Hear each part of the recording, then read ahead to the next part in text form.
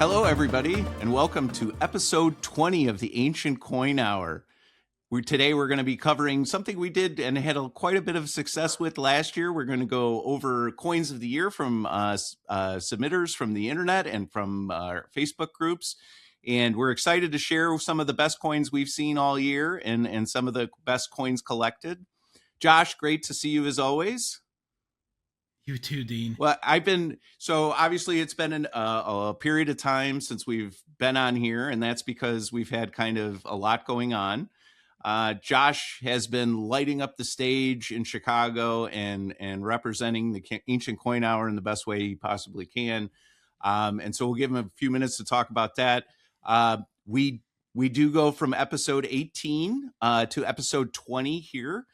There's a reason for that, and I don't want to get into it too much, but that episode will be released coming up here in the coming months. So we'll go from 18 to 19 to 20. So we'll do a re-release on that. And again, we're sorry that it's been so long since we've talked to you guys. We certainly have wanted to, and we certainly scheduled and talked about and all this kind of stuff, and we just could not put it together until December. And so we're truly sorry for that. We love talking to you guys. We love your feedback. We love doing this. And unfortunately, we have not been that great at doing it. So we're back. We're back. We're excited. It's just been a busy fall, Dean. I mean, right. Come on. Let's. So, Josh, Tell us a little bit about what you've been up to. I mean, it's been incredible watching. Yeah. So, in August is when my fall season started, and the way my schedule worked this season is it was really, really heavy in the fall. So I just finished doing 4 productions, that was just stacked right on top of each other over the past 3 months, and so I really have not had much time to devote to podcasting, to coins. I still have been doing some coin stuff. Yeah, here but and there, don't. I've just been so entrenched in performing. So I did, 30 something performances of 4 operas this fall. So what are the names of the operas that you sang at? So we started the season off with Medea, which was the ancient Greek story of Medea with Jason and the Argonauts and the Golden Fleece. The opera started with the Golden Fleece. That's not a Tyler Perry movie? No, it isn't actually.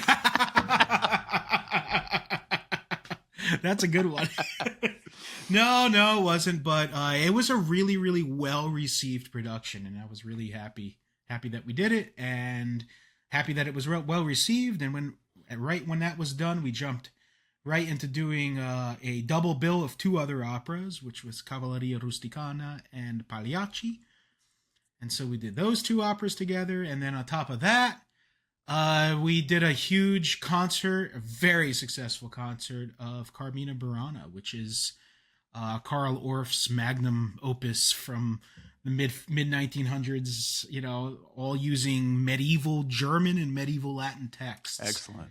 And it was really, really well received. It was a concert of 100 chorus with soloists, 60, 70 piece orchestra, visuals, projections, all kinds of fun stuff. So, and then right from there, they did a huge concert with Billy Corgan for the 30th anniversary, or 30th? Yeah, 30th anniversary of Melancholy and Infinite Sadness album, where Billy basically had everything orchestrated for chorus and orchestra, and it was pretty awesome. I had to give him my left arm to go to that. This fall? That concert, there were seven shows. Every show sold out within hours. Oh, yeah. Well, I mean, if you think about the Absolutely mid-'90s Smashing Pumpkins, their best songs all had orchestras in them. Back when they used to do those big symphony songs, and really to hear that live, Tonight and stuff like that, must have been incredible to be a part of. Absolutely. And the cool thing is there was no guitars. Really? It was not what you think. No, it was reorchestrated for a fully classical experience. Yeah. Boy, that must have been amazing. I think the plan is they're gonna release it. I think his plans were to release it on record, with a limited press. I don't know, 3,000-4,000 copies, and then obviously it'll be on any of the streaming services. So, I'm definitely looking forward to that. Yeah. So there was that, and then we just finished up, and then then it was Thanksgiving. So, and now here we are. But besides that, I've been doing a lot on Whatnot. Yeah, yeah, absolutely. I started doing some Whatnot back in August. They reached out to me, and their representative in New York reached out to me and asked if I would start up selling some ancient coins on Whatnot. And I said, yeah, give it a shot. And I did. And I kind of went in and get like gangbusters, and I didn't have the initial reaction wasn't as positive as I thought it would be, because of the market is just it's a very low market. And not, I shouldn't say low market, I should say new market. It's a very new market. So a lot of new buyers, new collectors, new people to ancient coins. So knowing that, like after a show or two, kind of redirected my ideas of doing it. And now, I've been pretty successful over the last couple months with that. I've been doing like maybe a couple shows a month, and I think I've sold like over 1,100 items on there now. So after some experience, I could say that it's a really great place to bring coins and actually just talk about the coins. And you go to a coin show, at least as a collector. I go to a coin show and I look around and I look at tables and I talk to dealers, but most of the time at this point, I kind of know what I'm looking at. I kind of know what I'm looking at. But you have to keep in mind that not everybody's at that level. And so Whatnot is kind of like, to me, the platform of, if I was a coin dealer at a show and someone came up to my table and I said, hey, what do you collect? Or what are you into? Mm-hmm. And if they said, I just started collecting, what then would I do? And so if I have found over the last couple months that if I approach that platform like that it's much more successful, where you just talk about the coin and about the history behind it, and take it from there. That's right. So hugely successful last couple of months. Minus the podcast, but doing great things and selling a lot of coins. And then plug yourself. How often, or when are your shows on Whatnot? So in case somebody's watching this. So they're not in any regularity. Like, so I don't have a regular scheduled show. But my Whatnot is JLB Coins. You can check it out. I just did a show last night. I haven't posted a new show yet. I'm waiting for a couple packages to come in the mail, and if they do come in, I'll run a show before the end of the year. If not, I'm gonna have to wait until probably the end of January to do my next show, because January we are headed down to Florida. Yes, that's right. So we have the Big Fun Show coming up in Florida, and right after that we have NYINC. So I'm going to be away for about 2 weeks in January, so I won't be able to really get to doing any of the Whatnot stuff until then. That's all right. Keep it fresh. After that, I'll absolutely give it a shot. Yeah. So. Well, I mean, what about you, Dean? It's been. Let's see. I want to hear a little bit about what's going on with you. Nothing crazy. I did the ANA in August. I went out there and traveled, and I tell you what, there was a lot of negative publicity about Oklahoma City, or people wanting to come to the middle of America. Boy, I tell you what, the hunger for coins and stuff, it was kind of palpable. You could feel people buying up. And honestly, what I saw the most of was, a lot of American dealers were carrying ancients to sell. And so if we think that this collect or our hobby is going to always stay, small or whatever, niche, I think that it continues to grow. Definitely was a lot of presence there. A lot of people bought. I think a lot of people, or there was a number of people that said they did better there than they had in Chicago recently. So it was very entertaining. I really liked that show. I will not be in Oklahoma City next year, so I will not be able to make the short jaunt there. So I'll be a little sad about that. I think next year, where's it going to be? Is it in Pittsburgh? Yeah, Pittsburgh, I think, right? Yeah, I think that's right. Pittsburgh, which would be great. That's a little bit farther. Yeah. Well, it's but it'll be all right. I can't drive there. I got to fly. Yeah, that's a flight. Yeah, no kidding.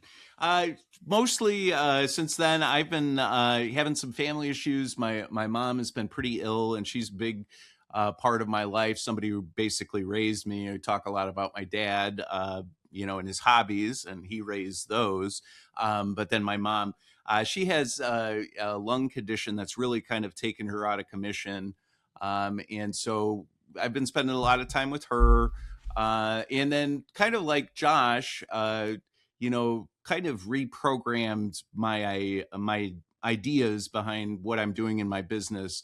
I originally had a certain set of ideas, about what I wanted to do, and I've kind of fine tuned that more into exactly what I want to do. And so along Josh's lines, and I don't want to say that me and Josh are following the same path or anything like that. We probably came to it separately, but it's but anyway, so my main focus has been, it's kind of been taking off. It's not been focused on, expensive coins or coins that are uh, heavily desirable by collectors and stuff like that. It's been more about bringing new collectors in. So I have been very aggressive. Advertising, using the new technologies.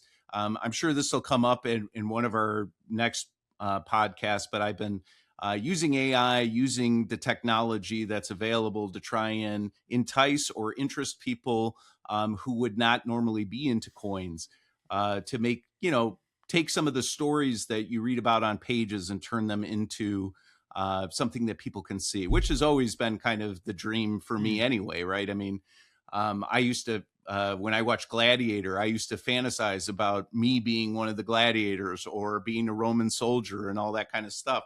And the great thing about AI is that you can kind of make your what you had going on in your head, visual. So I've been having a lot Yeah. of fun with that. There's a lot of neat avenues.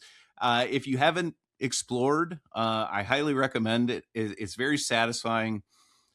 Yes, there's a lot of pitfalls. Yes, there's a lot of kind of question marks around creativity, who gets rights, all that kind of stuff. Lots of questions. But to me, this it's a technology that works very well within our industry, because our industry has a lot of um, imagination, and a lot of, you kind of have to visualize what was going on at the time to kind of understand a little bit, and so it helps out. And so I've been kind of heavy into that, but really focusing on bringing new collectors in. And so I've had pretty good success doing that here late. Selling a lot of, the widow's mites and the Constantine the Great bronzes and all that kind of stuff. But it continues to be Those are entry points yeah, for most and people. and it continues to be something that people are just amazed by and love instantly. Mm-hmm. I have not gotten any negative feedback about people getting coins and being like, "Oh, this is not what I expected. I hate this." Mm-hmm. Everybody loves it. Everybody's excited to, give it as Christmas presents to their dad who loves history, all that kind of stuff. Sure. But there's, it's a good area to kind of try to grow, and it really doesn't affect, I mean, there's millions of late Roman bronzes and prutas and all these different kinds. So there's plenty to go out for sale. So There's plenty of material out there for yeah, it. yeah, there's no shortage. There's no shortage No, of no, no, material. no. So that's kind of been my idea. Some things work, some things don't, but I continue to try. Mhm. I think that, though, I think we're starting to open some eyes to new collectors who have not really ventured into this arena.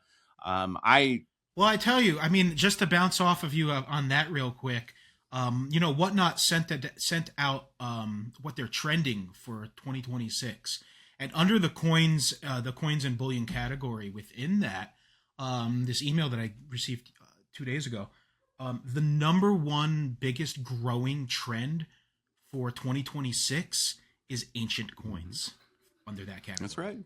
So ancient coins are hot, Yeah. and they're going to get That's hotter, I right. think. That's right. Absolutely. Yep. And it to me, it's a valuable proposition to the customers. It's a worthwhile Mhm. thing, and God knows Americans probably could use a little refresher course on Roman history and all that kind of stuff. I have to say, one of the videos you posted recently cracked me up. It's that Lepidus one. So yeah, it was pretty funny. If you guys don't know, okay, so AI, you can type in like 5 words and make a video, and it's not complex, but a lot of it is kind of producing or putting together a prompt that does the thing that you want to do. So it's not, you can plug in 5 words and you're going to get junk and it'll be totally worthless. Yeah. So it's an art. But there was like 3 right off the top of my head that I was like, boy, I got to do those. I've been thinking about these for so long. The Lucius Antonius, who's the kind of dumb little brother to Marcus Antonius. Those are all kind of fun, jokes that we did, we tell within ourselves, but also good live, Yeah. So, well, go check if you haven't, go check out Dean's Instagram. Yeah. It's Kinzer Coins on Instagram, and he has a bunch of the what's it called, videos that he's posted. Oh yeah, go check out. Yeah. Yep, I actually probably made myself laugh more than most people, but yeah, that's the fun part about it. You get to be creative. I don't know how many people actually got the Mark Antony putting the crown on Julius Caesar's head. There was actually a ceremony not long before Caesar was assassinated, where Julius Caesar and Mark Antony played out. What's it called? Mark Antony calling Julius Caesar king, right? And Julius Caesar's response was not Rex, but Caesar. And so he was they did it 3 times. They tried to put the crown on him and he pushed it away. And a lot of people thought that was very strange because why? But it was probably Julius Caesar testing the waters to see if people would, hate, and they did. Accept him or hate the idea of dictator. Yeah, and they hated it. Yeah.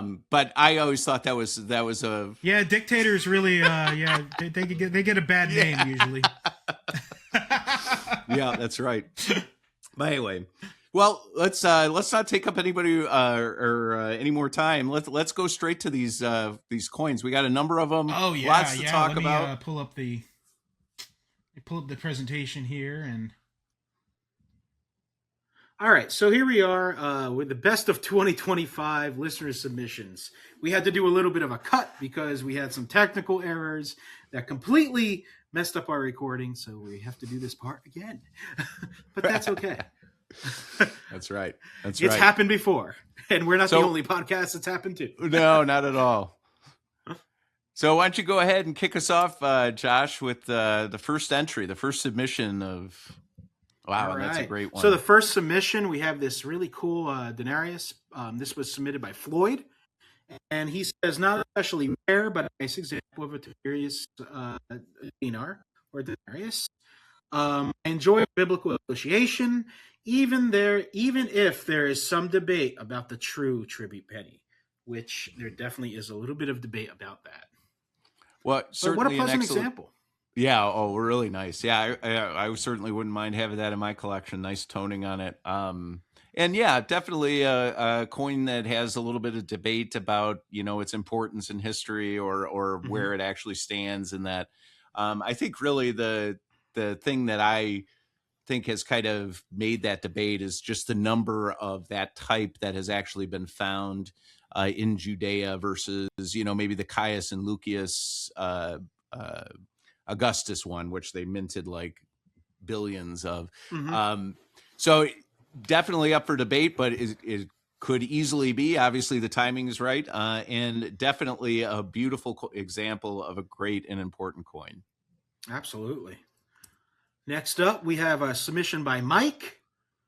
All right, Mike. Well, first of all, thank you for sharing these. I don't think I think these are some of the coolest coins. I know they're not ancient Greek beauty, all that kind of stuff, but it really shows a very good example of where Constantinople was in that time, and what kind of empire was left, right? Basically a small part in Greece and Constantinople. And so he writes here, and I'm not going to do the terrible, I'm not paleo, I cannot do it. So this is John the 8th, Staverton. And although I own many examples of Sear 2564, this one stands out because its reverse was struck from a die that of a half Staverton. See, that's a cool, interesting part. Because obviously they were desperate, right? Or they were getting to the point where they were getting desperate. As one can see, comparing the single circle of inscription with the full visible legend running on two sides. Sorry, I've had a little trouble reading around the That's Emperor's right. bust. P.J. Donnell first described this anomaly, publishing two examples to a late Paleogene irregularity, Spink Numismatic, Circular, November 1988, page 294-96. He noted that both specimens were from the same dies. I have since looked at further specimens, 7 counting this one's, also die matches. This is the second example of this mint error that I own, the first being lot 584 in CNG 19. Wow. So awesome. Thank you for sharing this type. Again, one of the coolest coins in history to me, and so much history. And you have a very special one here, obviously. All right, next up. Next up is submission by James, and James shows the front and back, and he says, front and back, one of the prettier ancient coins in my opinion. And so this looks like it was struck on, this is a Macedonian tetradrachm that was struck under Roman rule, I believe, correct? Roman Protectorate, right. Yep. But the great thing about these, and kind of like the Antigonoid tetradrachms, is they're a shield, and they're shaped kind of like a shield because of the relief. So it looks like a shield. It kind of represents itself like a shield. A great piece of Roman and Greek history. Really, probably as you're getting into that time period, the number of beautiful Greek coins, obviously still good at that time, but decreasing, right? Mm-hmm. Yeah, stylistically, they've been kind of transitioning and morphing into the Roman style. Yeah, that's right. And our next submission we have from John. John. Okay, so my favorite pickup is this wonderful Elagabalus Labor of Hercules at the tree of Hesperides from Thomas. It was an acquisition from the Burke sale, and ex-late Professor David McDonald, a friend, researching and posting to the coin community, discovered that it's a plate coin of Vogidi. One of my favorite references. Further research was able to track its provenance back to 1915 in a plate coin from the collection of Leon Ruzicka. I really appreciated the community and helped me identify, discuss, and research this. Plus, it is an awesome coin. It is. I agree awesome with you. Coin. Wow, that is an awesome coin. Oh my. Yeah, and that's really cool. And what a provenance on that too. I mean, oh yeah, especially like. You figure with Labor of Hercules, there's probably going to be some ownership history, right? I mean, some of the provincial types, maybe that have buildings and stuff like that, maybe not as desirable. But a Labor of Hercules is obviously something that's a very popular series. Yep. Yeah. Great. All right. Thank you so much for that submission, John. Next up, we have a submission by Gaute, and he shows this is a bronze coin of Julius Caesar, and he says this is the oldest known portrait of Julius Caesar and a nice example of that. Personally, I'm not super familiar with this exact coin. Are you, Dean? Yeah, a little bit. So there's a couple of, or this type is a provincial type, I think. And if I'm wrong, I'm trying to, Yeah, it would definitely be a provincial type. Yeah, and but yeah, came out before the denarius that were, I think it was 45 BC. These came out in that neighborhood. I think this is Bithynia, isn't it? Yep, you're right. Does that say Nikaion on the front? Yeah. So and a really actually an affordable way to get a, I don't know what the total count is out in the populace, but this is a very affordable way to get a Julius Caesar portrait coin if you can find one. I've seen a couple at auction that have gone for less than $1,000 that have been, like this, where you can obviously see the bust of Julius Caesar, but an absolute great coin. something that most people probably don't know exists or haven't done enough research to know, but a great way to collect Julius Caesar in a bronze coin. So thank you so much for sharing that. Great coin. Very cool. Next up, we have a submission from Jaron. All right. And what do we have here? Oh, this is Trajan Drachma. Was the first step in my 5 Good Emperors collection. As a beginner, this coin is special to me. The first coin I purchased that I'm truly proud of to have in my collection. Awesome. First of all, double hump, right? So great. So I really like the Greek versions of they all kind of come from Cappadocia or that era or area where they made these drachms. This is a great coin. I like this a lot. Trajan obviously is looking good, and then anything with an animal on the reverse is great for me, especially a camel. Absolutely, great reverse. It reminds me of the Roman Republic. I forgot the issuer with the camel reverse. You know what I'm talking about, right? Yeah, I do, but I can't think of it off the top of my head. I can't remember the money here. Anywho, great coin, and you know what? Great first coin for your 5 Good Emperors set, and hopefully in the new year you'll be able to. I guess my question would be: more on that. Are you going to do more Cappadocians on the 5 Good Emperors? Because I think you can, right? I think Hadrian. I believe maybe? So. I don't know if Marcus Aurelius. But that would be neat. I mean, that's a different spin. I think they did. I think they did Marcus. I think Marcus Aurelius did striking in Cappadocia as well. Interesting. Through to Commodus at least too. You'll have to leave us a message on YouTube and tell us if you're going to try to do that way, or you're just going to do the standard mix of Denarius, Sestertius, whatever. That's neat. I mean, I would love to see it. That's a set I've been working on, is a good 5 Good Emperor set. So, eventually I'll finish it. Anywho, next up we have submission by Ed, I believe, submitted this. Yeah, of course. And he says, looks like what is this, like a gold trackie maybe? He says, hard to pick. So the question was, submit your favorite coin of 2025. And he says, hard to pick because it's been a pretty good year. This Manuel I Electrum trachea from Constantinople, SB 1960, is quite a nice one. The completeness of the strike on both of the obverse and the reverse is super appealing to myself, and I think anyone who likes coins, even non-Byzantine collectors, would like this coin. And I agree. Look at that bust. Very pleasing style. Great reverse. You can make out all the stuff there. So, yeah, it's a very pleasant coin. Very I personally don't collect these, but I've seen I've seen these on auction all the time, and this particular one is quite nice. Yeah, I like to, if I had more, I like to, just like I give away late Roman bronzes to kids and stuff. This is another type that people like to kind of get their hands on for the first time. Such an ancient coin because it's so hard to explain. It's a cup coin. Well, why? It was a Byzantine design for some in purpose. But it's so unique in history that there's nothing like it. And this is a great example, of course. Well stamped, well struck. Thank you so much, Ed, for submitting this. Next up, this one's from Logan. All right, Logan. It's got to be this extremely rare Caracalla Dupondius, according only 3 known examples. Fun fact: Severan bronzes from 198 to 210 tend to be very hard to find. Yeah, very interesting. Yeah, so I don't think I've ever seen that type, and obviously 3 known is a tough one. Very good bust. Who's on the reverse, you think? Yeah, I'm trying to think. I'm not sure. Huh. I'm not sure. I'm sure somebody will say right away, but I like that.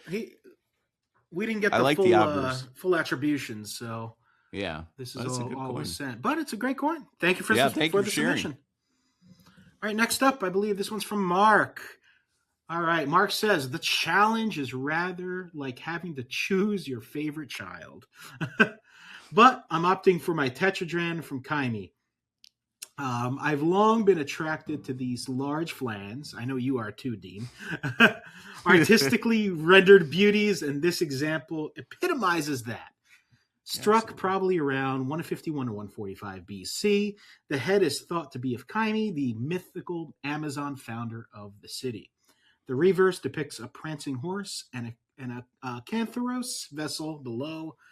Features also common to the city's bronze coinage, but the wreath and the magistrate's name Suthis are representative of this new type of civic coinage, which flourished very briefly in the late Hellenistic age. She's just a lovely coin to hold, and absolutely, I agree. She must be. That's a nice example. Like, um, what I like about this example is how well centered it is, and how you could see all the devices and nothing is cut off. A lot of the times, especially the ones with taiki on it, you'll have like maybe part of the crown will be cut off or something like that. But this example is primo.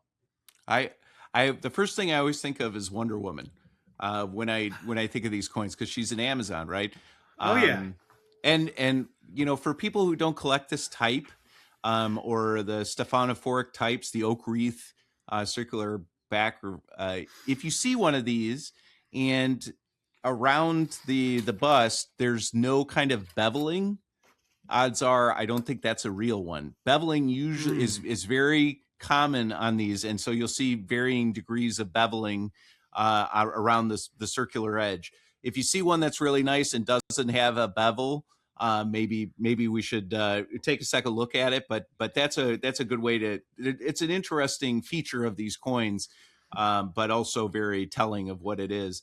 And just an absolute beautiful. Yeah. These are my favorite types. Just I absolutely. know these are your favorite coins, Dean. That's I know probably you like love these. 32 millimeter, 33 millimeter, just giant, beautiful, Big old chunk of silver. Yeah, Anyway, right. thank you so much for sharing that one, and we'll go on to the next. Oh, hard. Who is this from? I think Jeffrey. Jeffrey. Okay, so Mr. Caligula, right? And this is a denarius. Yep. Hard choice. Caligula. Yeah, but a bucket list coin I acquired earlier this summer. I wish we had a picture of the reverse. I'm not. Me too. It's Augustus, right? Divus Augustus. This is a Divus Augustus type. Yeah, yes. So extra special. That's a really hard coin to find, and one of the the reason why is because they erased emperors that they didn't like. They made them disappear from history, and so these coins are scarcer because they made them disappear. It's not that Caligula minted less coins. He had to pay his they soldiers. were destroyed. Yeah, that's right. He had to pay his soldiers to go up to the English Channel and splash the water and come back down. But he, what's it called? That's why, because they tried to erase him from history. Very rare, very hard to find. Beautiful coin. Congratulations, because for those who collect the original or the Julio-Claudian dynasty, one of the hardest ones to get. Right. That's a very difficult on a denarius. Yep. Congratulations on that one. Absolutely. Next up, we have one from looks like it's from Zach, and he says, "I got a silver dram from Olympia for my collection. These were made for use during the Olympic Games, and was one of the hardest to find coins in my collection so far. Really nice little example of an Olympian coin. You have the eagle that's carrying the hare on the obverse there, and on the reverse, looks like we have Zeus's thunderbolt." Wow. On the reverse. Yeah. Very what cool a neat coin. type. Yeah. Just anything tied to athletics from that time. It's just a neat piece of history, right? I mean, obviously we still care very much about sport. And to have something from 2000 plus years ago, that's kind of the same thing, right? Interest in sport. I tell you, games coins are really popular too. I mean, they made coins not just for the Olympic Games, for all the ancient games, like the Pythian games, for example. I picked up that medallion earlier this year. Yeah. Heliogabalus. It was a Pythian game medallion, and games coins are a really great little area to research. We should try to do an episode or something. like that I would love games to. coins. We That'd could do a lot of fun to do. just sports related, just on sports right? and related. Yeah.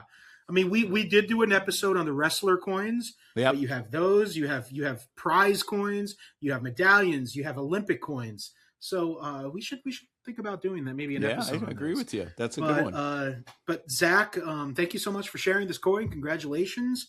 And let's move on to the next one. This was submitted by Javancho. Well, an oboe. Holy An cow. oboe. Yeah, Oboe. tiny little oboe. Holy cow. Okay, and Alexander the Great Oboe. You're gonna have to tell me, are there a lot of these? I don't know that I've seen any. No, I mean, my buddy, I have a friend of mine, he collects only Alexander coins, and I know he's looking for one. Oh, yeah. And this is a stellar one, right? This is beautiful, yeah. One of many this year. I would say that's probably, for me, that's peak. I mean, it's one of many, yeah. Yep. What else did you get? No, I think one of many was the Alexander types. I know Javancho, and he collects. Oh, okay, Alexanders. I gotcha. So yeah, Alexander is where he focuses, but this is a really great piece, and what a cool rarity. Yeah. He says AU. Okay, so this is created by NGC for our listeners who are just listening and not watching. So it's a little Alexander the Great oboe. Great pickup, Javancho. Yeah. I can't wait to see what you're going to get for next year to top that. Yeah. Maybe he'll get. You know what? I can think of one thing that'll top it. How about an Alexander Decatram? Yeah, that would be the only way. That could top that. So we have our friend Pear. He submitted this coin, Dean. Yeah. So this is a Vala Denarius from 41 VC. I have had probably 2, maybe 3 of these in my collecting time. This is really a very neat Republican denarius from 41 BC after Julius Caesar passed. The cognomen Vala is said to have been given to an ancestor of the moneyer for an act of bravery depicted on the reverse. During the siege of an enemy camp, he is said to have crossed the rampart, Valum. He may have received the Corona Valoris, the rampart crown, for his courage. This is, as Republican turned to empire, right, or Republic turned to empire, one of the big deals was the use of, portraiture, right, is a big deal. Mm-hmm. Julius Caesar did it first, then Brutus, then Mark Antony, Octavian, and so the floodgates open. Now, I will say, and the gentleman that submitted this may disagree, but one of the interesting things about this Vala guy looks a little bit like Julius Caesar. He does. And I was thinking that myself. I think there is some debate as to whether that's the relative or it might be Julius Caesar, because if I remember correctly, and again, like guys like Eric will punch me in the face for saying wrong stuff, but I think this guy was a Caesarian, a non-Republican, somebody that was a fan of Julius Caesar. So if I remember correctly, there is some debate because the neck, obviously the hairline, there's a lot about this that looks like Julius Caesar. And that's what another secondary appeal, but a great coin. Great coin. Thank you for sharing that one. Next up, we have from Staffan. He says, I purchased this denarius of Sextus Pompeius this year for $2,500. And it had a pedigree to Hess 182, Sammlung dem Herrn Arthur Lobeck. Oh, a Lobecky collection. Okay, cool. From 1926. This is from the it's a very famous collection, the Lobecky collection. Anyway, pleasant surprise. Very cool coin. Look at that strike. I'd love to see the reverse on that, but man, that obverse strike is gorgeous. Wow. I would like to see a close up. That's a So the obverse, again, I'm reaching here, and somebody's gonna say, Dean, you don't know what you're talking about, which is pretty much what people say anyway. But if I remember correctly, this is a coin from Sextus, but it's Pompey Magnus on the obverse is the image, and very desirable. This looks like to be a incredibly nice one. It's a really nice example with a great provenance. You did really well. Congratulations on this coin. This is a great coin. It is. Because I know you collected. Hold on to it. You collected a lot of these. Didn't you? Yeah, the Imperatorial. You had the Imperatorial. I know that. So, all right. Anyway, next up we have a Trajan Dupondius that was submitted by Ethan featuring Trajan's column on the reverse. What a cool coin. They also produce these in denarius as well, in silver. But yeah, there it is. That is the one piece, well, not the one, but one of the pieces of Roman sculpture, Roman history that you can still go visit today. That's right. And So, thank you for buying that. And definitely, I actually made one of my favorite AI videos with this coin specifically. I bought this from Edgar Owen. And this is an Edgar coin. yes, All right. and we worked out something this summer where I sold it, and one of my favorite types. But I made a cool AI video where it takes the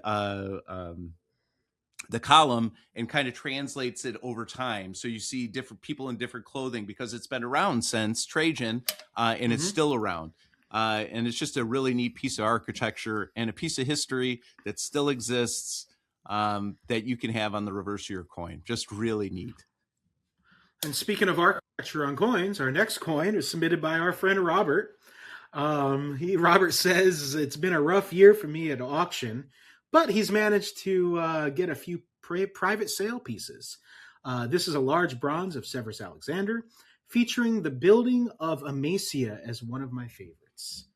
Very cool. Robert, you have such a cool collection, and I could look at your collection all day long and learn so much history because the iconography on the reverses of these provincial bronzes that you find are just so filled with scenes of Rome and buildings and just daily life. And you want to get a glimpse of ancient Roman life. Look at provincial coins. Yeah, and I continue to say this, and I say it against my own best interest. But if you're looking for an area of interest, this is a good area to be in because it's very historical. It's not as common as the Roman imperial coins, certainly, but a lot of these provincial coins, the people still wanted, even though they were under Roman protectorate or Roman rule, they still wanted to represent, who they were, right? And so each one of these kind of cities had some kind of representation on the reverse to show who they were and what they were about.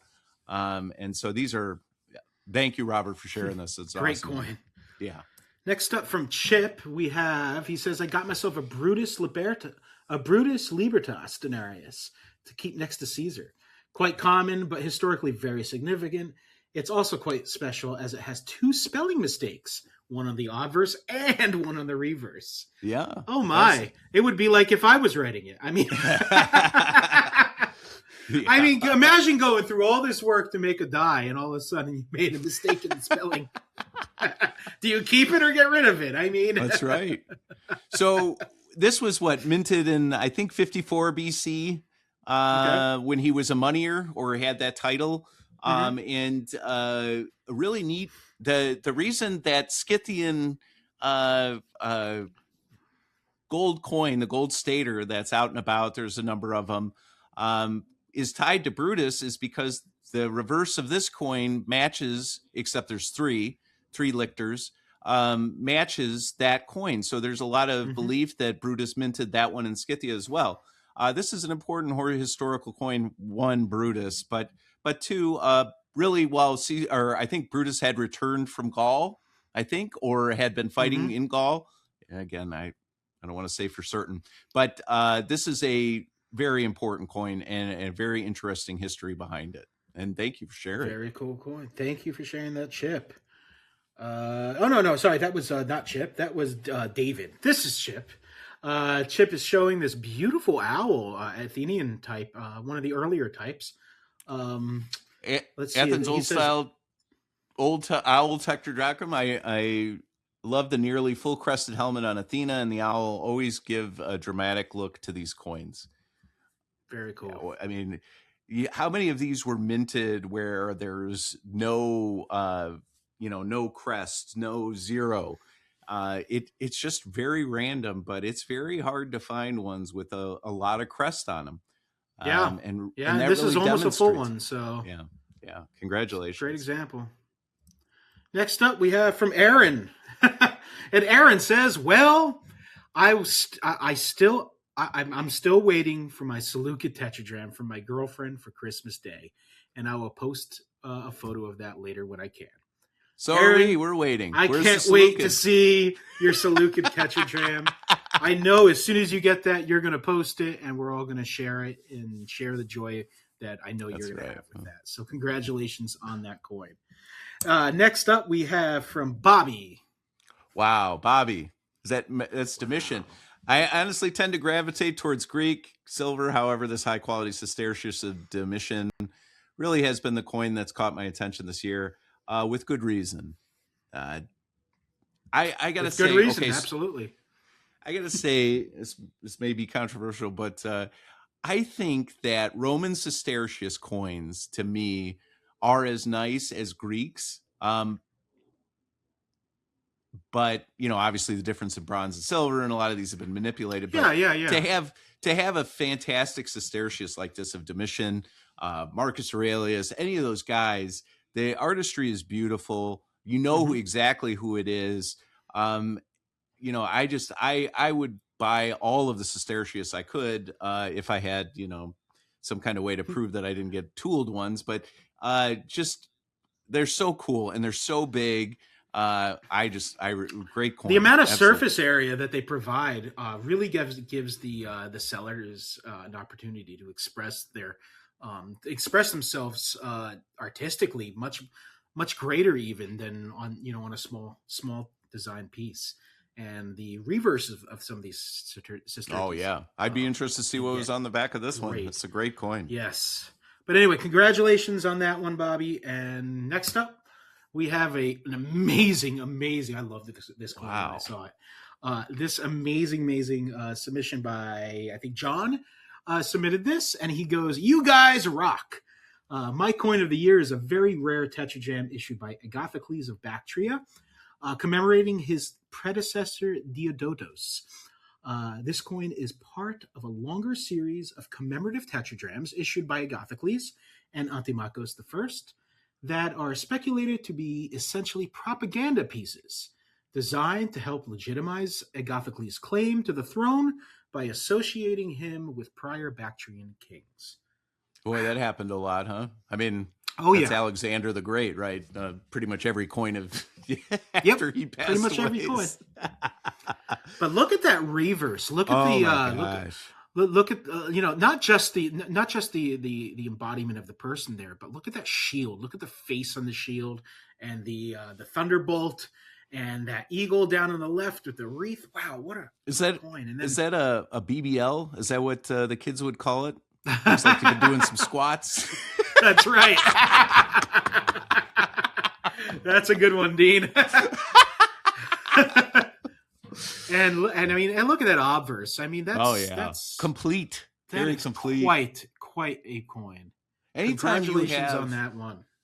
If you have a Greek coin where they have a laurel, or they're and you have the tied off section, and you can see the complete one, you have a good coin.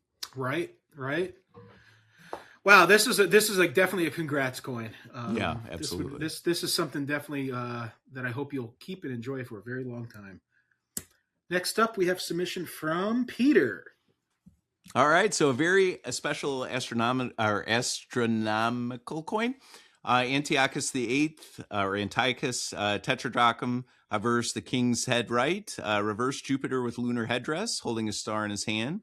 Presumably Jupiter as the moon occulted the planet at the beginning of the ruler's reign. Oh, that's really neat. Oh, yeah. So there was an occult, a Jupiter lunar cult that happened, which is really neat. That's when you'll see Jupiter going behind the moon. Gotcha. Astronomically. So if that happened during the beginning of the ruler's reign, and this coin is celebrating that, I did not know that. That's really, really cool. Wow. See, and that's, again, I mean, we just put together, best coins of 2025, and we've learned how many things in just a short period of time talking about it. I did not know that either, clearly. But what a neat, what a neat story on the reverse. Great reverse, by the way. Beautiful. Thank you for that submission, Peter. Next up from Andrew. Andrew says, I got many good buys this year. Some beautiful tetradrams, staters, and some denarius, some sestertius, and some aureus coins, and so on. But I will show my nicest coins. Wow, these, I mean, it seems like you had a really great year. So here we have a pretty, a really nice, interesting the detail style on that on this Athenian tetradram. Really interesting really style well on struck. that. Yeah, and then we have two Aurii, and one of them is looks like Vespasian, right? Vespasian, right, and Trajan. Vespasian with Pax on the reverse, and then Trajan on the bottom there with what's that? Who's that? Hercules, right? With a club. I would say so. On the reverse, club. probably, yeah. So beautiful. Yeah, I think you've done all right this year for sure. Yeah, I think you certainly did good. The envy of me. Thank you for sharing those. Yeah. Next up, this one here is from our friend Kyle from the Byzantine podcast. Yeah. Okay. So first of all, Kyle, thanks for sharing. This is a beautiful example of one of my favorite coins. You should definitely check out the Byzantine podcast that Kyle puts together. Just really great, fascinating, very interesting. It's been a really good year for his collection. A lot of great acquisitions. This is one of my favorites, Basil II, the Bulgar Slayer. And Constantine VIII to Tartaron, 4 grams, circa 1005 to 1025, Seer 1805. Oh, this coin. So is this a plate coin? It is. Wow. Oh, William Herbert Hunt collection, Sotheby's. Oh yeah. Okay. Beautiful, great profit. One of 3 known, 2 in private hands. 2 in private hands. Kyle, you knocked it on the park on this one. Anytime you get Basil II, I'm a huge fan, but to get a beautiful one like this, holy cow. Great job. Look at that strike and centering. I mean, that's a great pickup, man. I hope I get to see it in person one day. And X-Hunt, right? I mean, so, the X-Hunt coin, big time. Yeah. Yep. Anyway, thank you so much for that submission, Kyle. And next up, we have one from Cody. Our friend Cody says, probably this one. Why? Because the 13th. And if you're a fan, and I know he is, and I definitely am a fan of HBO's Rome. We're the 13th. And it's a beautiful, this is one of the Mark Antony denarii with the ship in the prow, and then the standard on the reverse of this one is for the 13th Legion. Probably one of the most well-known legions, right? I would say. Yeah, so I think it's 5, 10, and 13. Yeah, I think 5 and 10 were Caesars. But for somebody who's not watched ancient coins or has no kind of feeling in the background of this, why is this coin so looks like it's been used a lot? It's got some wear on it. Because these Mark Antony galley coins were in circulation for over 100 years. Yeah, I mean, they were still being used in the time of Marcus Aurelius. So this is these are probably, I know they don't necessarily always pop out as people's kind of excitement about these coins, but very few coins circulated like that. Very few coins had that kind of lifestyle or longevity. And it is really a tribute to this coin. I really think that's a fantastic version of that. Lucky number 13 and a great Mark Antony coin. Great pickup, man. Next up, we have from our other friend, Cody. He picked up this beautiful coin, and he says, I say Gordian II.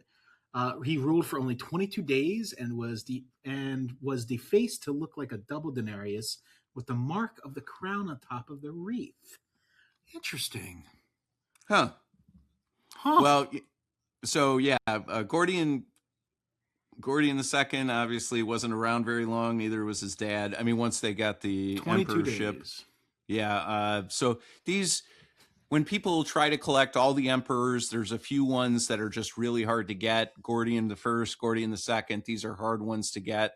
If you can get those and you can afford them because they're very rare, because he was only around 22 days. Yeah, then you're on your way to putting together a good collection. I have to say, there is a absolutely stunning example of, I believe it's either, I think it's a Gordy in the first, um, in Triton coming up Oh, is next there? month in January. Yeah, I mean, it's already at I think it's already at $10,000, but it is absolutely gorgeous and stunning. I can't wait to just go take. I just can't wait to go look at it in person. Oh So, yeah, neat, um, absolutely but neat. anyway, that being said, this is also a great coin. Great Gordy in the second, a very desirable coin. A lot of people would love to own this coin. Oh yeah, And Cody, congratulations on picking one of these, and I hope you get to pick up your Gordy in the one next year. that's right. Next up from Mike. Mike Oh, submits so this awesome coin. Check this out. Tell us about this coin, Dean. Roman Republic, 60 asses, circa 211 to 207. Gold, 15 millimeters, 3.25 grams. A bucket list coin that I've wanted for many years. It's a NAC auction 152, May 18th of this year, lot 68. So, for people who don't know, this is really Rome's first gold, right? Hard to come by, to say the least, and very desirable. And it really kind of represents when Rome started to become something, right? They were starting to, because at 211 to 207, you had kind of started to turn the corner on Hannibal, right? A little bit. Um, just a great version. Boy, that's really well struck too for that type. It's a great coin. Nice job, Mike. Congratulations, Mike. That's a great coin. Would love to own one myself someday. All right. Next up, we have from Robert. Robert submits this coin. He says, "This would be mine for ancients. Got a fairly hard emperor for a good price. A Galba. Great. Really nice coin. Looks like you got this one at Harlan Burke. And looks like you got this for one of the buy bid sales. Great price you got on that. I think. Yeah. I think you did really well there. What I like about this coin here is the face A is still defined. A lot of these get really worn. And that you can read his name. That's the most important thing for me, I think, especially some of these rarer, like the Galba or the Altos, the Otho, and then the like the Claudius. Some of those first 12 emperor sets of Denari you can find. I mean, some of them are really hard to find, the coins, and they're in pretty rough condition, which is okay. I mean, especially for a rarer coin, just because they get pricey. But what I always like going for and looking for is that I can actually read the person's name on it, and you can see this one extremely clearly. And I think this is a great pickup. Yeah, hard to get, but in terms of the first 12 emperors, but he's definitely he's got a good one there for sure. Next up from Roy. This cool didrachum depicts the mythical extinct Scythian plant, which scientists say may have found alive. Also came with 5 tickets from 3 countries where it was once being sold for 2,400 francs. Wow. Or I'm guessing that's francs, approximately 2,900. Yeah, probably francs. Yeah, and was sold by Harlan Burke in 1984. This is a famous type, right? This is from Kyrene. Kyrene, yep. Yep. And is that Apollo on the obverse, I think, and then the Sylphium plant on the reverse. The Sylphium plant famously went extinct because I think Nero was insatiable and used the last of it. I think people have said to me either first or second hand that they had genetically redeveloped the Sylphium plant. I don't know. Really? I think that somebody had said that, but maybe I just might be, making stuff up at this point. But for sure, but I also, that has been told to me that I guess I haven't done the secondary research on that, but yeah. I haven't heard that. I want to look into that because I think these coins are really neat. This is to me, this is one that represents kind of like if you're into supplements, you're into kind of the maha or that kind of stuff. This is a great representation of that because this is an early supplement. This is an early anecdote for or something you use to treat erectile dysfunction is what I understand that was used for. Mm-hmm. But yeah, that's exactly right. That's great medically, supplement wise. It's a great history on the reverse of that coin, and then you get It to looks like tell it's the got a neuro control piece mark too. of a. It looks like it has a control mark of a crab on this one too, which is Oh one of wow. the types. Yeah, it's got that right to the right of the plant Oh yeah, I on the see it. reverse. The interesting thing about these, and this is actually a kind of a cool, a good example of coins. Like this was sold by Harlan Birkin in 1984. Um, uh, these might have been I wasn't collecting coins in 1984. I was 2 years old, so these might have been rarer back then.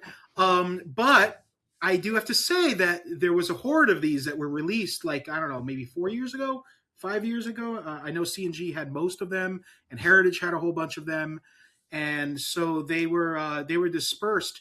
But it's just looking at hammer histories from the 80s to now, sometimes some coins can come down actually in price, whereas like today you can acquire a coin like this probably like $800, $1,000, $1,200, whereas maybe 30, 40 years ago you'd be playing 2,500, 2,720, 2,800, That's because right. there wasn't a horde. And it just goes to show, and I tell this to people all the time when they talk about rare coins, a coin is only rare until it's not. That's right. That's right. Because things and coins are found, hordes are found all the time. That's correct. So yeah, a coin is only rare to it's not. But the plant on here is most definitely rare. Yes, that's right. That's right.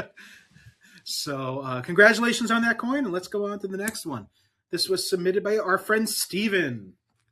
Stephen, Thurium, signed according This is a to signed one. Yeah, according to HN Italy, the engraver of this type has been identified as. Can you help me out? Yeah, sorry. Frigilus. Feargillis looks like. There you go. Better. Feargillis. Who signed their name on the dies various ways. Intriguingly, on this issue, say it again. Feargillis Incorporated a clever canting pun by engraving a bird, specifically a finch, onto the dies, playing on the meaning of his name. This unique method of signature not only showcased his artistry, but also his wit, making the work distinct and easily recognizable. Well, that's another That's thing really that I cool. learned. That's really cool. The little finch. Yeah, wow. Great Feargillis, detail I on guess, the is the Greek obverse. word for finch. Oh, is it? Yeah, I would assume so. Based on, I would assume so. I mean, I don't speak Greek, but if we look up the translation of that name, I would assume Stephen knows what he's talking about. So yeah, for sure. Stephen, thank you so much for submitting this. It's an incredible type, not one that you see very often, for sure. Yeah, and an even love rarer the type style. that's signed. Oh yeah, God, yeah. look at the style of the Athena on the Yeah. obverse. I mean, the face, the hair, and that wreath on the helmet, beautiful. Oh yeah, Absolutely beautiful style. Great coin, man. Next up, this one's submitted by our friend Leo. We have a Roman Republic of Pomponius Musa. And if you don't know this series, this is a series that was produced around the 50s in BC. And they put all of the 9 muses on these coins. And so each one representing a different aspect of the muse. This particular one is the muse of comedy. And on the obverse there, we have the bust of Apollo. Apollo facing right with a little sandal behind him. And then on the reverse, we have the muse, comedy, Thalia, and she's standing there holding a comedy mask, the persona representing the persona of comedy. And the cool thing about this coin, it is a Bonte plate coin. And so Bonte is one of the really is a great reference for Roman Republic coins. This is a plate coin from there, and with a pretty distinguished provenance. I think going back to 1966, and Leo was able to find this provenance using CoinCabinet.io. And so I think we should just mention a little plug for Coin Cabinet. I use it all the time. I use it to organize my collection. And a cool little function that Brian, who owns the company, has developed is this AI provenance search, where you can submit a coin and it will scan his library and see if you can find an old match. And if it does come up with the provenance, then you have the option to buy it. But it's a great little coin, great provenance. Important or very interesting collectible here. For people who say that ancient coins, they don't have years, they don't have mint marks necessarily consistently, all that kind of stuff. This is a collectible set, and one that you can get really nice or you can get really worn, and afford both. It's a fantastic collection. A friend of mine, Jordan, early on when I was starting collecting Republican coins, he had put together an entire collection of this, and I was just really blown away by that. Yeah, it's just a really neat set, and when they're, it tells a great story, right? Again, people don't think of this kind of thing being associated with coinage, but this is something that they represented, and it's a great way to collect Roman Republican coins put together. Absolutely. This set. I'm working on one myself. I've got 3 out of the 9 so far. Yeah. It takes a while to build a set, but it's an enjoyable set to own. So, all right, next up we have a submission from Yakov. Yakov, I got to tell you, this is, and Josh can tell you from hanging out with me at coin shows, this is one of my favorite types. So really hard for me to pick 2, but I'm going to go with this one because it's recent and I love. So this is a die shekel, right? And to me, this is just a really, really cool coin. There are a lot of coins from this time period that are the artistry's great, looks modern, looks really well done.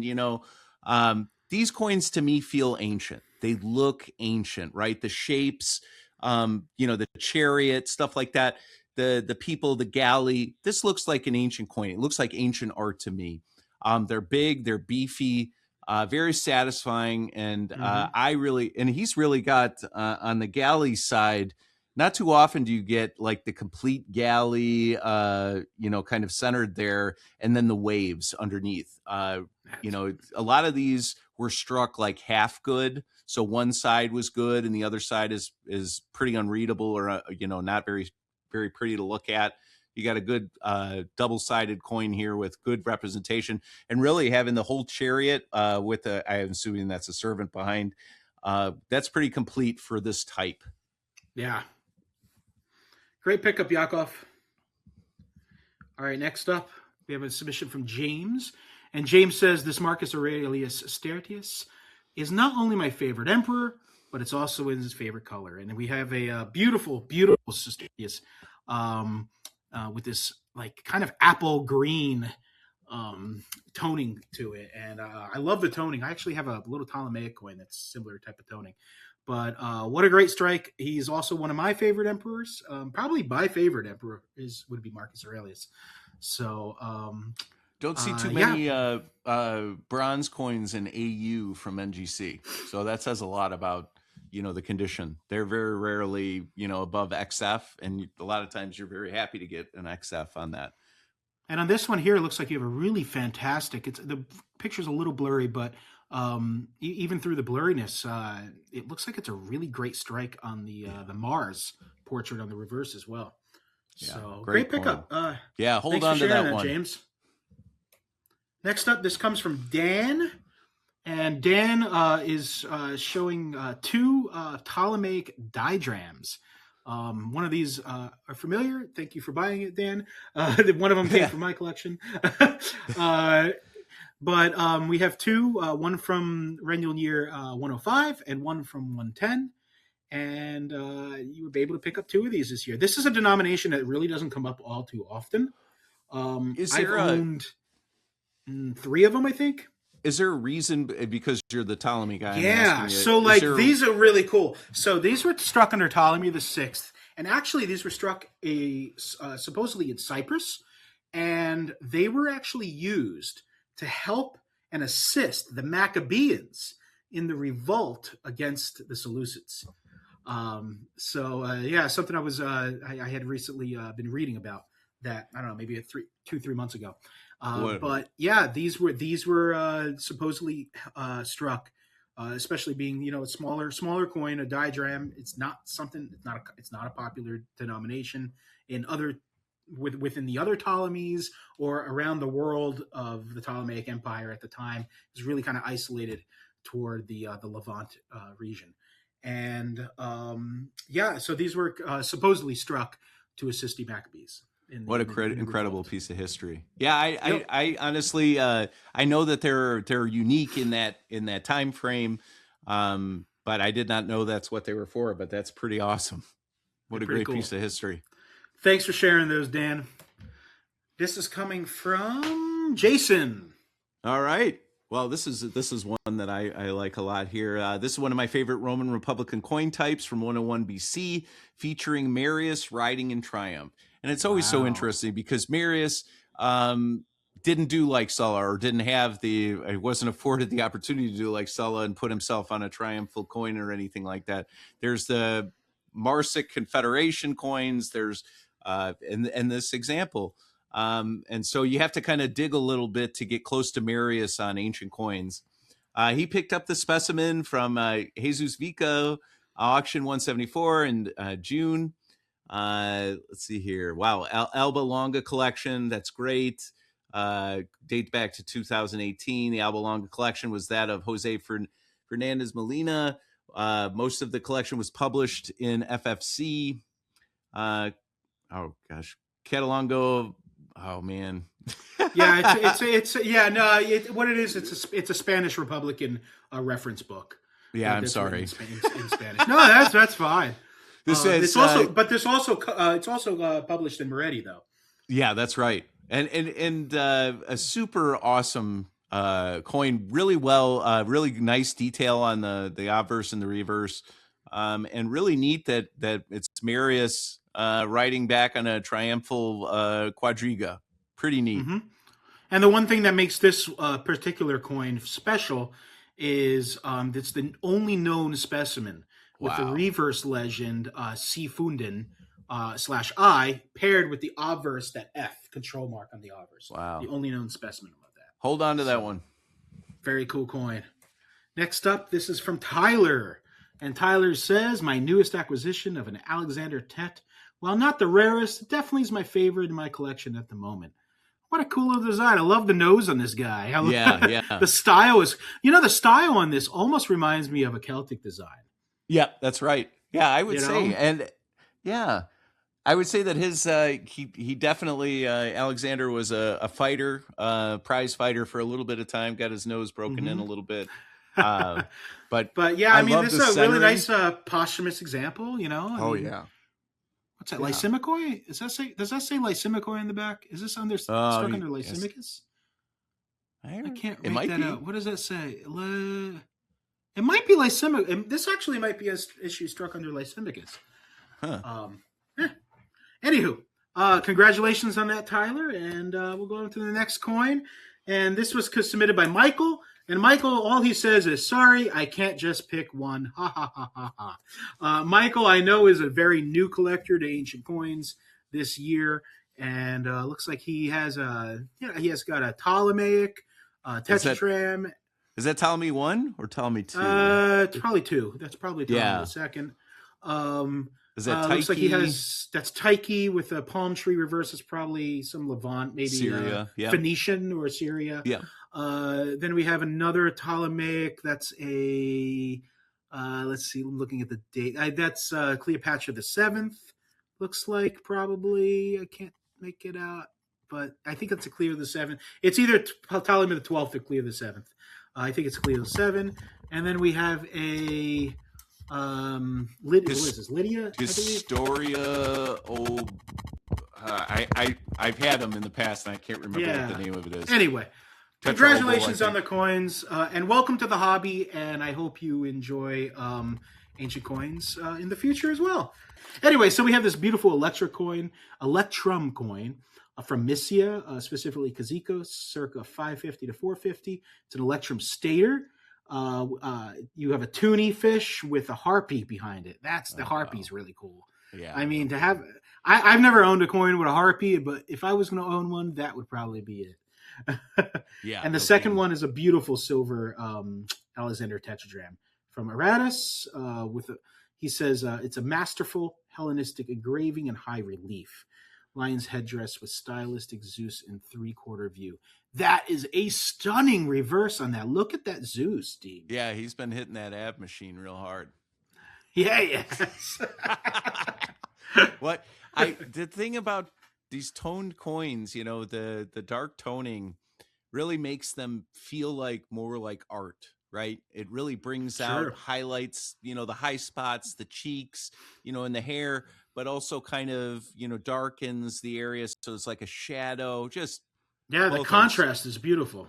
oh yeah, beautiful. Absolutely Well stunning. centered on the reverse. It's got a neat little the Irideus, the symbol, the control mark for that mint. They Mm-hmm. all have such neat It's got control marks for their looks like it's mints, at but what is that? A caduceus in the back yeah, I think so. You're too. right. Yeah, yeah, So neat coin. great coin. That's from Alex. Next up, we have one from Mark. As soon as the slide advances. There it goes. A new one from Mark, and Mark says he finally added a nice man-headed bull to my collection from Gela. Gotta This have one. this is a Sicilian coin from Gela, city of Gela, and we have the bearded bull-headed man, and that's a really nice one. Look at It that. is. Look at Yeah. the what I always look for is the hair. Yeah. Look at Yeah. the beard. Look at the hair. If you could see good details in that, you're on to something there. Yeah. Looks like we have a little bit of maybe a incrustations or something like that on the reverse, but still really decently centered. A lot of the times these Gelas are off centered. Oh yeah. Especially the reverse. Reverse strikes on these. I'm sorry, not the reverse. The obverse strikes on these tend to kind of be a little bit weak sometimes. So this one looks pretty decently solid, and great pickup. Great Yeah, pickup. Great absolutely. yellow. Love the bull. Yeah. One of my Next favorites. up, we have this one's come from Zachary. Zachary, all he says is this one. This is the coin. Looks like this is a Judea Capta. Looks like. Oh, is it? Okay. Well, I next believe up, so. I can't see it well enough to see, but it looks Yeah. good. The reverse So is beautiful. this looks like it's the reverse is the front facing icon on this slab. He probably asked for that because or maybe he just bought it like that. I mean, that could be. But this would be a Vespasian denarius, and it has the palm tree with the Jewish captive.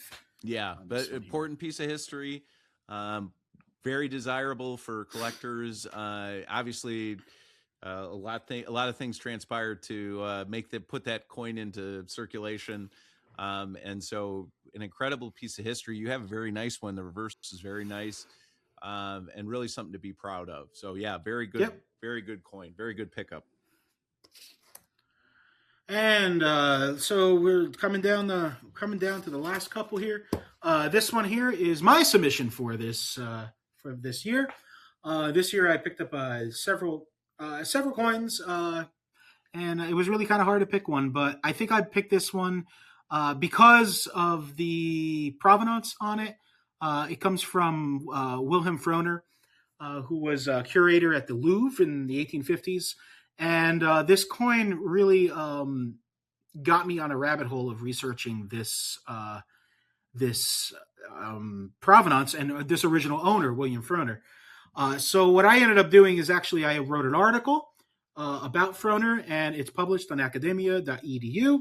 And so it's called Language in Silver, William Frohner and the Voice of Syracuse. It's a short 3-page article, and so I encourage anybody to go read that. But this is the coin. It comes from Syracuse. It is a tetradrachm from the Second Democracy, 466 to 405 BC. Not only is this a coin that has a provenance going back to a 1912 sale from the curator of the Louvre, but it also is referenced in Bone Ringer, which is the standard reference for these. So it's coin for the coin entry number 563. He mentions 11 coins, and this is the 11th coin. This coin. So I got a question for you. Is Mr. Mr. Froner, did he have? Was he quick-handed? Was he taking select pieces for his own collection? Just So, so William Froner actually, so he started collecting coins as a child, I think age 9. oh, really? And by the time he retired and sold his collection was sold in 1909 and 1912, and his collection was over 6,000 Greek coins Wow. when it went to auction. So, longtime collector. He studied archaeology. Read the article. It's a pretty good context. So, absolutely. he even helped what's called the Emperor of France to write a history on Julius Caesar. Oh, so wow. That's quite a story. Well, great coin. That was my submission. It's one of the money ones from Syracuse. Yeah, really great style on it. So, and again, that toning that makes it look like a work of art. Oh yeah. All right, and next up we have a coin from Dean. And this is I did not have like the big splashy like the Taiki last year or anything like that. I haven't really bought anything big and bold this year. Been mostly focusing on other stuff, but I got this from Edgar Owen. It's a Antoninus Pius Ampiographic with him on the reverse, essentially. The reason, very rarely are these coins. I feel like it has a depth to it is pretty special. A lot of detail in the beard, but it's also unique. There's a lot of Antoninus Pius coins out there. And so, it's not normally one of my favorite types, a second century denarius coin, but really this one was pretty special to me. And it went to a really great person, and he's a great collector who I think is very happy with it. But I think it's of all of the Antoninus Pius coins that I've seen, it's really got one of the better obverses that has great detail in his face that really kind of lets you know what he looked like. And so I really like that coin. Awesome, man. And that concludes our best of 2025 submissions. Yeah. We have 42 submissions this year. Holy cow. So we just went through 42 coins. We've been talking about these coins for over an hour already. Yeah. Combined, this is going to be a long episode, but that's okay. It's our year-end, and it's our year-end fun episode. It's for the collectors, right? So, we want them to enjoy. If we have any other listeners that's listening right now, I really want to see more of your coins. So please, always send us pictures of your coins, send us comments, and maybe we'll pick a few and put them in future episodes as well. That's right. Some fan favorites. Just leave a comment below. Say, hey, we're going to email you. Or I don't think you can. I wish YouTube you can put images. You can put comments with pictures, but that's okay too. There's always email. You can email us at ancientcoinhour@gmail.com. But we want to wish you a happy new year, and I think this is going to be about the end of our episode here, Dean. Sure. Well, I would say that for those that are brave enough to travel to Orlando in January, we will see you there. I will be at a table with Premier Rare Coins and a Redbeard Relics and a bunch of swashbucklers. And Josh will be there. We'll be there. We'll probably make some videos. We'll probably show you guys some fancy stuff that we see there. But if you get the opportunity to come to Orlando, it's a lot of fun. The fun show to me is well described. It's aptly described. And we had a lot of fun last year. Look forward to doing it again. And then, of course, Josh is going to New York. I probably won't be able to make it this year. But you get a lot of opportunity to go up to Josh and tell him your favorite coin or tell him a story or, try to buy one of his Ptolemies off of him. But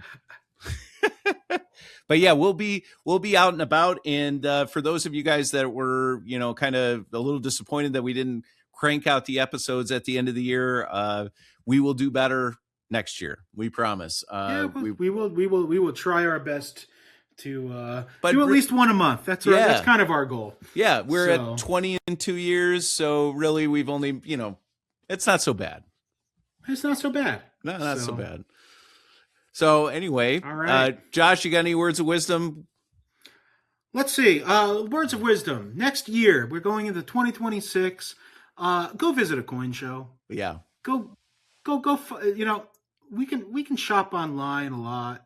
We could shop on Vcoins. We could shop on whatnot. We can shop on auctions. We could preview all this stuff.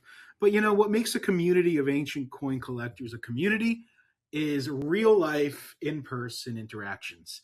So for 2026, find a coin show, find a coin club, find a coin community, and share your knowledge and learn from everyone else, because we're all learning and we all have a voice and we all have something to say.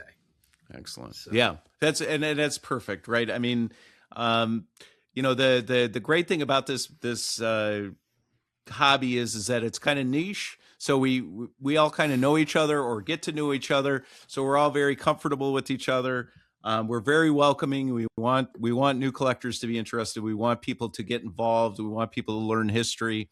And we want you to collect coins. I mean, we think it's really cool. We love doing it. And we think you should too. And that's really the overarching theme of why we do this.